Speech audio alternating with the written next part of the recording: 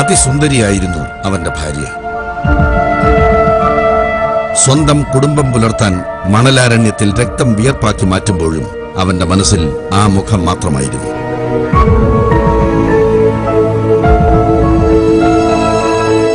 അത്രമേൽ അവളെ അവൻ ഇഷ്ടമായിരുന്നു. പക്ഷേ ഭർത്താവ് ഗൾഫിലായിരിക്കുമ്പോൾ അവൾ മറ്റൊരു ലോകത്തായിരുന്നു. അവൻ നാട്ടിലെത്തുമ്പോൾ പോലും അവളുടെ മൊബൈൽ ഫോൺ മറ്റാർക്കോ വേണ്ടി ശബ്ദിച്ചു.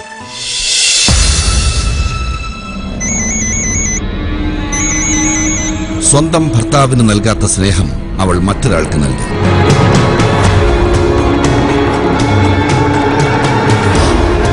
ഹരിപ്പാട്ടെ നഴ്സിംഗ് വിദ്യാർത്ഥിയുടെ കൊലപാതകത്തിന് പിന്നിൽ ഭർത്താവിന്റെ ക്രൂരത മാത്രമല്ല, ഭാര്യയുടെ ചതിയുടെ കഥയുമുണ്ട്.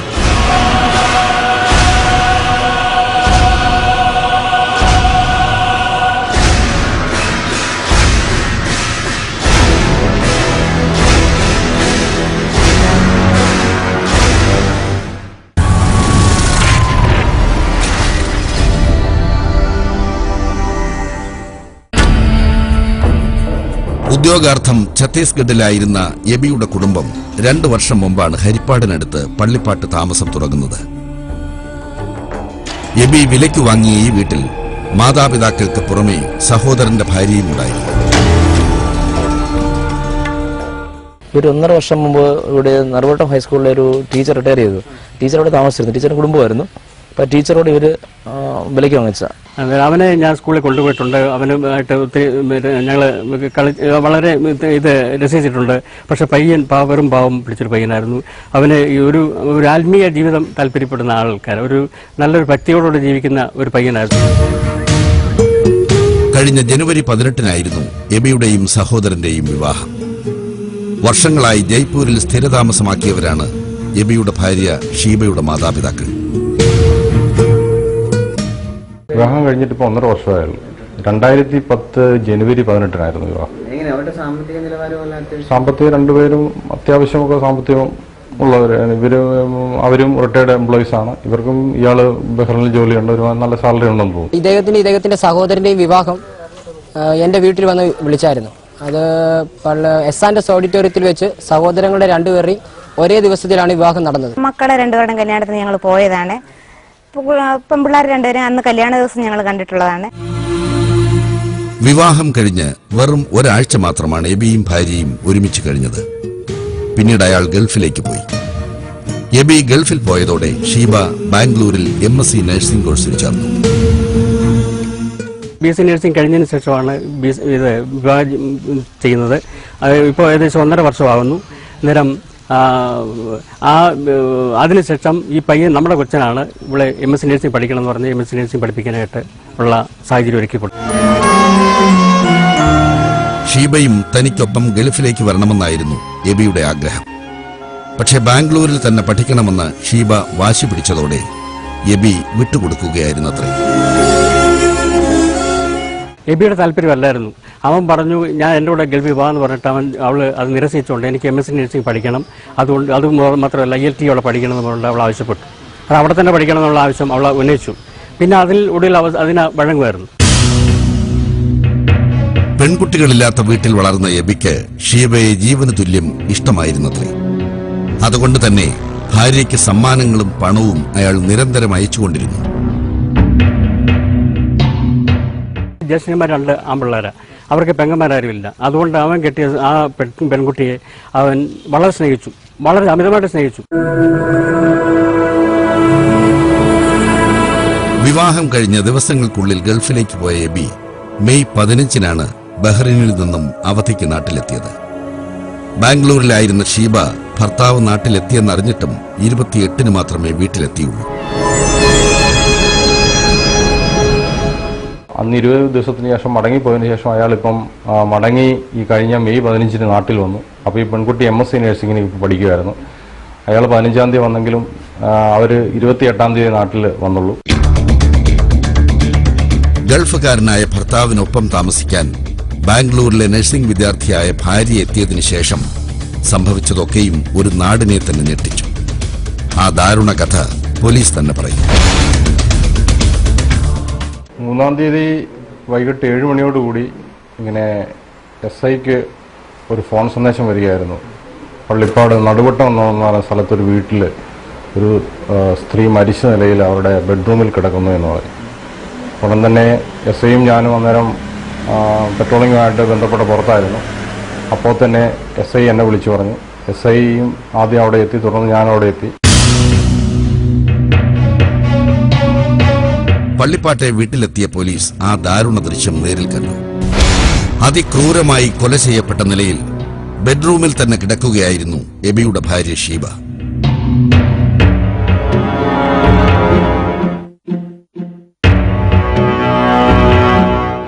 നോക്കുമ്പോൾ ഒരു സ്ത്രീ ഇങ്ങനെ മരിച്ചു കിടക്കുന്നതായിട്ട് കണ്ടു. പ്രാഥമിക പരിശോധനയിൽ നിരീക്ഷണത്തിൽ ആ സ്ത്രീ കൊല്ലപ്പെട്ടതാണെന്ന് വിശ്വാസം വന്നു. വായുടെ ഏണ്ട് കുറെ ഏറെ ഭാഗം വരെ ഇങ്ങനെ വാ പിളർന്ന് നാക്ക് ബ്ലഡ് ഇങ്ങനെ വായിന്ന് പുറത്തോട്ട് തള്ളി ആ സംഘടനത്തിൽ നമുക്കൊരു ഭീകരമാണ് അത് കണ്ടാൽ. ബോഡി കണ്ടപ്പോൾ ഒന്നേ നോക്കാൻ പറ്റുള്ളൂ. അതുപോലെ ഭയാനകമായിട്ടായിരുന്നു. ബോഡി കമിഴ്ന്ന നിലയിലായിരുന്നു. ഇവിടെ എല്ലാം ചുണ്ടുകളും എല്ലാം ഭയങ്കര രക്തം പുരണ്ട നിലയിലായിരുന്നു. ദാരുണ ദൃശ്യങ്ങൾ കണ്ട് അമ്പരന്ന് നിൽക്കുന്ന വീട്ടുകാരുടെ കൂട്ടത്തിൽ ഷീബയുടെ ഭർത്താവ് എബിയെ കാണാനില്ലായിരുന്നു. ഊണിന് ശേഷം എബിയും ഷീബയും ബെഡ്റൂമിൽ കയറി വാതിലടച്ചതായിരുന്നു. പിന്നീട് 6 മണിയോടെ വാതിൽ തുറന്ന് എബി പുറത്തേക്ക് പോയി.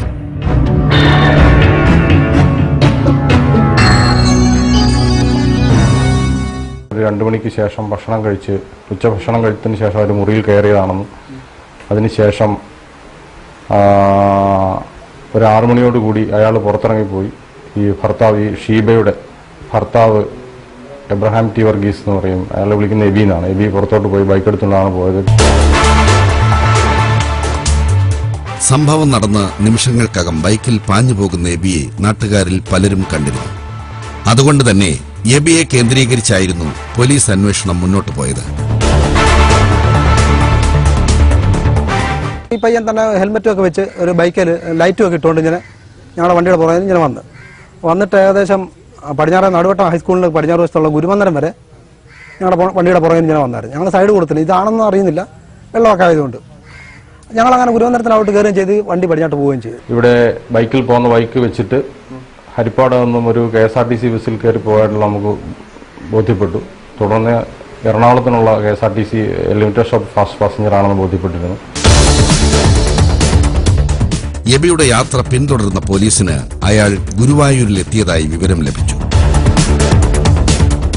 8-9 പോലീസ് ഉദ്യോഗസ്ഥരെ 3 സ്ക്വാഡായിട്ട് തിരിച്ച് എറണാകുളം റെയിൽവേ സ്റ്റേഷന്, അവിടുത്തെ ലോഡ്ജുകൾ, ബസ് സ്റ്റാൻഡ് എല്ലാം നടത്തിയ അന്വേഷണത്തിൽ ബസ് സ്റ്റാൻഡിൽ നിന്നും രാത്രിയിൽ ഒരു 8:45 അയാൾ സൗത്ത് റെയിൽവേ സ്റ്റേഷനിലേക്ക് ഒരു ഓട്ടോയിൽ പോയി. ഓട്ടോക്കാരനെ കാണിച്ച് തിരിച്ചറിയുമ്പോൾ അയാളും മറ്റൊരാളും ഷെയർ ചെയ്താണ് ഓട്ടോയ്ക്ക് പണം കൊടുത്തിരുന്നതെന്ന് മനസ്സിലായി. അവിടെ നിന്നുള്ള അന്വേഷണത്തിൽ റെയിൽവേ പോലീസിന്റെ സഹായത്തോടെ നടത്തിയ അന്വേഷണത്തിൽ അവിടെ നിന്നും ഗുരുവായൂർക്ക് പോയിട്ടുള്ളതായിട്ട് മനസ്സിലായി. പോലീസ് ഗുരുവായൂരിലെത്തിയപ്പോഴേക്കും എബി അവിടെ നിന്നും കടന്നിരുന്നു. തുടർന്ന് എബിയുടെ മൊബൈൽ ഫോൺ കോളുകൾ കേന്ദ്രീകരിച്ചും അന്വേഷണം തുടങ്ങി. ഇൻഡോറിന് അയാൾ പോയിട്ടുണ്ടെന്ന് ബോധ്യപ്പെട്ടു. പിന്നെ അയാൾ ബന്ധപ്പെടുന്ന ആൾക്കാരുടെ മൊബൈൽ നമ്പറുകൾ ചില നിരീക്ഷണങ്ങൾ നമ്മൾ നടത്തിയിരുന്നു, അയാളുടെ ഒരു ബ്രദറിൻ്റെയൊക്കെ. അതിൽ നിന്നും ഇയാൾ നാഗപ്പൂരിൽ നിന്ന് ഈ ബ്രദറിനെ കോണ്ടാക്ട് ചെയ്തതായിട്ട് മനസ്സിലായി. അപ്പോൾ തുടർന്ന് അയാളെ ബ്രദറിനെയും മറ്റൊക്കെ നമ്മൾ വിളിച്ച് വിവരങ്ങളൊക്കെ അന്വേഷിച്ച് കഴിഞ്ഞപ്പോഴേക്കും തിരിച്ച് അയാളെ നാഗപ്പൂരിൽ നിന്നും നേരെ ചെന്നൈ വഴി തിരിച്ചു മടങ്ങി വരുന്ന വഴി കോട്ടയത്തിറങ്ങി. കോട്ടയത്ത് റെയിൽവേ സ്റ്റേഷനിൽ വെച്ചാണ് നമ്മളയാളെ ചോദ്യം ചെയ്ത് അയാൾ തന്നെയാണെന്ന് ഉറപ്പുവരുത്തി. ഇവരുടെ ബന്ധുക്കളെ പോലീസ് കസ്റ്റഡിയിൽ വെച്ചേക്കുമായിരുന്നു. അതിൽ സഹോദരന്റെ 3-4 മാസം പ്രായമുള്ള ഒരു കുഞ്ഞ് സഹിതം ഉണ്ടായിരുന്നു. ഈ കുഞ്ഞിന് സഹിതം പോലീസ് കസ്റ്റഡിയിലായതിനെ തുടർന്ന് ഈ വിവരം, കസ്റ്റഡിയിലായ സംഭവം, ഈ വിവരം എബി അറിഞ്ഞു. എബി അറിഞ്ഞതിനെ തുടർന്നാണ് എബി ഒളിവിൽ പോയി എബി തിരിച്ചു വരാൻ ഇടയായത്. തിരിച്ചു വരാൻ പുള്ളിക്ക് മനസ്സ് തോന്നിയത് അങ്ങനെ. ആ കുട്ടിയും ബന്ധുക്കളെയൊക്കെ അദ്ദേഹത്തിന് ഭയങ്കര താല്പര്യമായിരുന്നു, ഇഷ്ടമായിരുന്നു. അതുകൊണ്ട് തന്നെ അവർക്കൊരു പ്രശ്നം ഉണ്ടാവരുതെന്നുള്ള രീതിയിൽ അദ്ദേഹം തിരിച്ചു വരാനായിട്ട് ഉള്ള ശ്രമമായിരുന്നു ആയിരുന്നു. അപ്പോൾ അത് തിരിച്ചു വരുന്ന വഴി കോട്ടയം റെയിൽവേ സ്റ്റേഷനിൽ ഇറങ്ങിയിട്ട് ഇവിടെ ഹരിപ്പാടേക്ക് വരാനുള്ള രീതിയിലായിരുന്നു. പക്ഷെ അപ്പോഴത്തേക്ക് റെയിൽവേ സ്റ്റേഷനിൽ നിന്ന പോലീസുകാർ അറസ്റ്റ് ചെയ്യുകയായിരുന്നു. ഭാര്യയെ കൊന്നത് താനാണെന്ന് സമ്മതിച്ച എബി പക്ഷേ അതിന് കാരണമായി പറഞ്ഞത് ഞെട്ടിക്കുന്ന ഒരു കഥയായിരുന്നു. ജീവനക്കാളേറെ സ്വന്തം ഭാര്യയെ സ്നേഹിച്ച ഒരാൾ വഞ്ചിക്കപ്പെട്ട ഒരു കഥ. അന്യനാട്ടിൽ കുടുംബത്തിനു വേണ്ടി കഷ്ടപ്പെടുന്ന പുരുഷന്മാരുടെ ഉള്ളുലയ്ക്കാൻ പോകുന്ന ഒരു കഥ.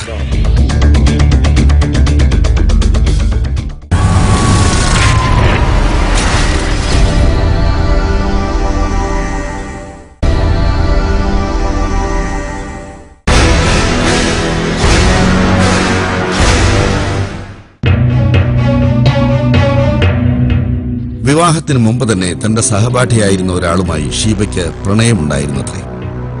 ഇക്കാര്യത്തെക്കുറിച്ച് ഷീബയുടെ വീട്ടുകാർക്ക് യാതൊന്നും അറിയില്ലായിരുന്നു. വിവാഹത്തിന് മുൻകൈ എടുക്കുമ്പോൾ ബാക്ക്ഗ്രൗണ്ട് പരിശോധിക്കാതെ ചെയ്തതാണ് ഇന്നത്തെ ഈ അവസ്ഥയ്ക്ക് ഉണ്ടായ കാരണം.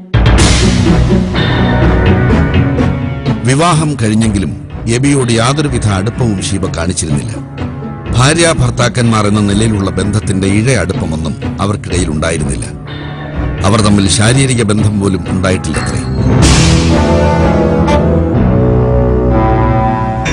ഗൾഫിലായിരുന്ന വേളയിൽ ഷീബയെ ഫോണിൽ ബന്ധപ്പെടാൻ എബി ശ്രമിച്ചപ്പോഴൊക്കെയും അവൾ താല്പര്യമില്ലായ്മ പ്രകടിപ്പിച്ചിരുന്നത്രേ. മാരേജ് ഇവര് അറേഞ്ച്ഡ് മാരേജ് ആയിരുന്നു. പക്ഷെ അറേഞ്ച്ഡ് മാരേജ് ആയിരുന്നെങ്കിലും ഈ വിവാഹ അനന്തരം അയാൾക്ക് അയാളുടെ ബയോളജിക്കൽ നെസസിറ്റീസോ അല്ലെങ്കിൽ ഈ കുട്ടിക്ക് ഇയാളുടെ ഒരു താല്പര്യമോ, ഇയാൾ വിവാഹത്തിന് ശേഷം 20 ദിവസം കഴിഞ്ഞ് ഗൾഫിൽ ബഹ്റിനിലേക്ക് ജോലിക്ക് മടങ്ങിപ്പോയി അവിടെ നിന്ന് വിളിക്കുമ്പോൾ കൂടുതൽ ഇയാളുമായിട്ടൊന്നും സംസാരിക്കാനോ ഒന്നും യാതൊരു താല്പര്യവും ഉണ്ടായിരുന്നില്ല. 6 ദിവസം ശേഷം തിരിച്ച് ഗൾഫിൽ പോകുന്നതിന്റെ ഭർത്താവ്, ഇവിടെ തനിച്ചാകുന്ന ഭാര്യ, ആ ഭാര്യയെ ചുറ്റുപറ്റി കുറേയേറെ സ്വപ്നങ്ങൾ ഭർത്താവിനുണ്ടാകും. ആ സ്വപ്നങ്ങൾക്കെതിരെ സംഭവിക്കുമ്പോൾ അയാൾക്കുണ്ടായ ഒരു പ്രത്യേക മാനസികാവസ്ഥ. എബിയോട് തെല്ലും സംസാരിക്കാൻ കൂട്ടാക്കാത്ത ഷീബ നിയാസ് എന്ന സഹപാഠിയുമായി മണിക്കൂറുകളോളം സംസാരിച്ചിരുന്നു. എബി നാട്ടിലെത്തിയിട്ടും ഈ പതിവ് തുടർന്നു. അവിടെ പഠിക്കുന്ന ഒരു സഹപാഠിയാണെന്ന് പറയുന്നു. ഇത് പറഞ്ഞുള്ള അറിവേ ഉള്ളൂ. അപ്പൊ അങ്ങനെയുള്ള ആ ആളുമായിട്ട് ആള് സ്ഥിരം ഇങ്ങനെ ഈ ഫോണിലേക്ക് വിളിക്കുകയും SMS അയക്കുകയും ചെയ്യുന്നെന്നും ഇങ്ങനെ. അപ്പൊ ഇദ്ദേഹത്തിന് ഇത് നേരത്തെ സംശയം ഉണ്ടെന്നും ഇങ്ങനെ പറയപ്പെടുന്നുണ്ട്. ഇയാളുടെ മുൻപിൽ വെച്ച് മറ്റുള്ളവരുമായിട്ട് പലപ്പോഴും ഫോൺ വിളിച്ചിരുന്നു. അതൊക്കെ ഒരു ഫ്രണ്ട്ലിയാണ് മാറ്റായിട്ട് ഇയാൾ കൺസിഡർ ചെയ്തിരുന്നു എന്ന് പറയുന്നു. കൊല നടക്കുന്നതിന്റെ തലേ രാത്രിയിൽ ബെഡ്റൂമിലേക്ക് കയറിയ എബിയോട് ക്രൂരമായ തരത്തിൽ ഷീബ അവഗണന കാട്ടിയത്രേ.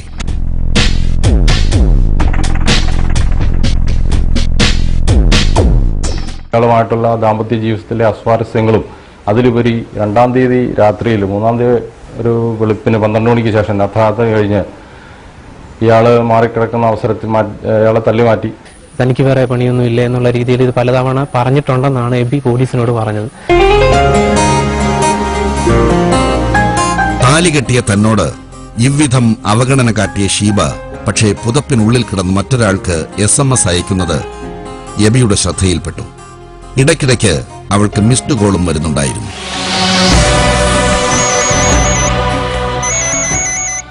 മാറ്റി കിടന്ന് നോക്കുമ്പോൾ ഇയാളുടെ രാത്രിയിൽ മൂടി പുതച്ച് കിടന്ന് മൊബൈലിൽ SMS-കൾ ചെയ്യുന്നു, മിസ് അടിക്കുന്നു, തിരിച്ചും മിസ് കോ വരുന്നു. അതെല്ലാം ഇയാളിങ്ങനെ നിരീക്ഷിച്ചു. ആ രാത്രിയിൽ ഉറക്കം വരാതെ കിടന്ന എബിയുടെ മനസ്സിൽ ഒരു ക്രൂരതയുടെ കളമൊരുങ്ങി. പിറ്റേന്ന് ഉച്ചഭക്ഷണത്തിന് ശേഷം അവർ ബെഡ്റൂമിലേക്ക് കയറി. മൊബൈൽ ഫോൺ ചാർജ് ചെയ്യാൻ വെച്ച ശേഷം ഷീബ ബാത്റൂമിലേക്ക് പോയ തക്കത്തിന് ആ മൊബൈൽ ഫോൺ ഒരിക്കൽ കൂടി അയാൾ നോക്കി.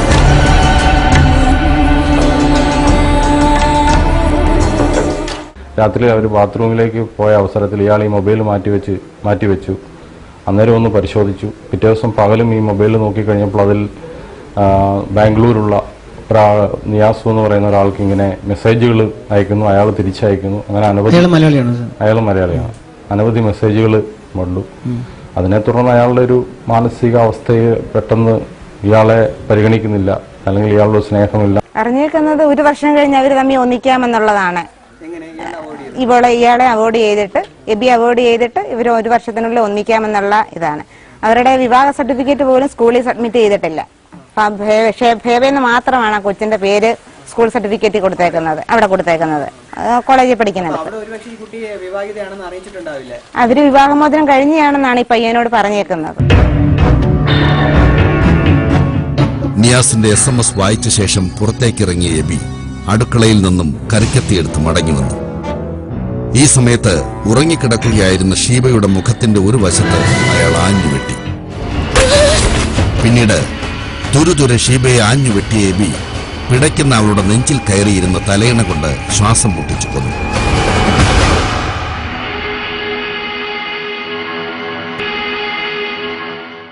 അയാളുടെ സ്നേഹം ഉണ്ടായിരുന്നു ആ പെൺകുട്ടിക്ക്. പക്ഷെ അവർ തിരിച്ച് ഇയാളുമായിട്ട് യാതൊരു തരത്തിലും ഒരു ഫ്രണ്ട്ഷിപ്പിനോ മറ്റു കാര്യങ്ങൾ ഇയാളെ ഒന്ന് സ്നേഹിക്കുന്നില്ല, അല്ലെങ്കിൽ അയാളുമായിട്ട് സഹകരിക്കുന്നില്ല എന്നുള്ളൊരു ഇത് വന്ന് ഇതിന്റെ അടിസ്ഥാനത്തിൽ പെട്ടെന്ന് ഈ മൊബൈൽ ഉച്ച കഴിഞ്ഞിട്ട് വീണ്ടും മൊബൈൽ എടുത്ത് നോക്കിയിട്ട് അടുക്കളയിലിരുന്ന വെട്ടുകത്തി എടുത്തുകൊണ്ട് ഈ പെൺകുട്ടി ഉറങ്ങിക്കിടക്കുകയായിരുന്നു. എടുത്തപ്പോൾ ആദ്യം മുഖത്തിന് ആഞ്ഞെന്ന് വെട്ടി, അതൊക്കെ ഒന്ന് തല പൊട്ടി കഴിഞ്ഞപ്പോൾ വീണ്ടും തുരുതുരെ വെട്ടുകയായിരുന്നു. നിലവിളി ഒരൊറ്റ വെട്ടിന് ചെറിയൊരു ഉറങ്ങിക്കിടക്കുന്ന അവസരത്തിലാണ് ഒരൊറ്റ വെട്ടിന് ചെറിയൊരു ഞരക്കം കേട്ടു. അപ്പൊ വീണ്ടും അയാൾ അതിനെ മറുവശത്ത് വെട്ടി. അതോടുകൂടി പിന്നെ ചെറിയ ഞരക്കങ്ങൾ മാത്രമേ ഉണ്ടായിരുന്നു. വച്ചിട്ട മുറിയാണ്, ജനലും വാതിലുമില്ല. പിന്നീട് വാക്കത്തി വെട്ടുകത്തി ബെഡിനടിയിൽ വെച്ച് കഴുത്തിൽ ഒന്ന് ഞെക്കി ഒരു ത്രോട്ടിലിംഗ് അറ്റംപ്റ്റ് നടത്തി.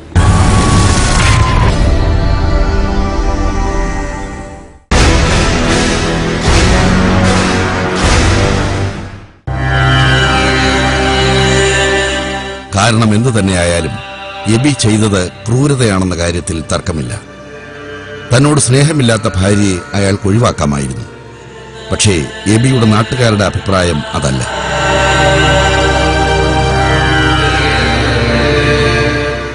ആരെങ്കിലും ഇതുപോലെ യുവതിയുവാക്കൾ ആരെങ്കിലും സ്നേഹിക്കുന്നുണ്ടെന്നൊരിക്കൽ അങ്ങനെ ഉണ്ടെങ്കിൽ അത് മാതാപിതാക്കളോട് തുറന്ന് പറയണമെന്നുള്ളൊരു താല്പര്യമുണ്ട്. കാരണം പറഞ്ഞാൽ മറച്ചു വെച്ചിട്ട് വിവാഹം നടത്തിയിട്ട് പിന്നെ കൊള്ളിളക്കം സൃഷ്ടിക്കുന്നതിനേക്കാളും നല്ലത് എന്തെങ്കിലും അകത്ത് പ്ലാൻ ഉണ്ടെന്നെങ്കിൽ എനിക്ക് അമ്മയപ്പ അല്ലെങ്കിൽ ഇത്ര ഇന്ന കാര്യങ്ങൾ എനിക്ക് ഉണ്ട് എന്ന് തുറന്ന് പറഞ്ഞ് കാര്യങ്ങൾ തീരുമാനിക്കുന്നത് നല്ലത്. കൊലപാതകത്തെക്കുറിച്ച് അവൻ ചെയ്തതാണ് ശരിയായ കാര്യം. ചേച്ചി ഒരു സ്ത്രീയല്ലേ, കുറച്ച് സ്ത്രീയൊക്കെ ഫേവറായിട്ട് സംസാരിക്കും. അല്ലേ, അങ്ങനെ പറയാൻ പറ്റത്തില്ല. ഒരു ഭർത്താവ് കൂടെ ഉള്ളപ്പോൾ വേറൊരാളുമായിട്ട് ജീവിക്കുന്നത് തെറ്റാണ്. കല്യാണത്തിന് മുമ്പ് എന്തെങ്കിലും ആയിക്കോട്ടെ, അത് നമുക്കൊരു ബാധകമല്ല. കല്യാണശേഷവും ഭർത്താവ് കൂടെ നിൽക്കുമ്പോഴും ഇങ്ങനൊരു സംഭവം ഉണ്ടായാൽ അവൻ ചെയ്തു തന്നെ. അതിനെ കണ്ടിരുന്നെങ്കിൽ ഞാനൊരു ഷെയ്ക്കാൻഡ് കൊടുത്തേനെ.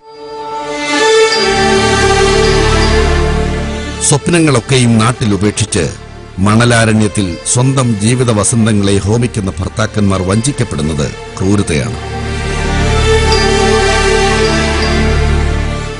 അവരവരുടെ ഭർത്താക്കന്മാരെ സ്നേഹിക്കുക. വിവാഹ ജീവിതത്തിന് ശേഷം മുമ്പേ എങ്ങനെയാ നടന്നിട്ട് പ്രശ്നമില്ല. അതിനുശേഷം ഭർത്താക്കന്മാരെ അനുസരിച്ച് ഭർത്താവിന്റെ ചുൽപ്പടിക്ക് നിന്നുകൊണ്ട് നല്ലൊരു കുടുംബിനിയായിട്ട് ജീവിക്കണമെന്ന് മാത്രമേ എനിക്ക് പറയാം. ഭർത്താവ് അറിയാതെ ഒരു സിം വാരി എടുക്കരുത്.